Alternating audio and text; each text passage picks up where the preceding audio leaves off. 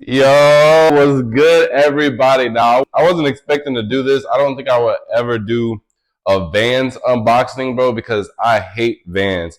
I literally only had one pair of Vans in my life, and that was my freshman year of high school, only because the girl I was dating at the time, she said she liked a dude that wears Vans, and that was the day that I learned wear what you like, because wearing what other people like is not gonna get you nowhere.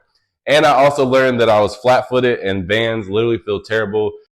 Bro, these, I guess they did like some, well, I'll explain it in the whole unboxing, but OTW Vans is basically Vans kind of their separate line. So kind of their like luxury line, similar how Nike has SB, even though SB is different, it's for skateboarding, it's still Nike. So the same thing with Vans. Or a better comparison is Jordan, how they're doing with the Wings collection, how the Wings collection is supposed to be their luxury side of Jordan.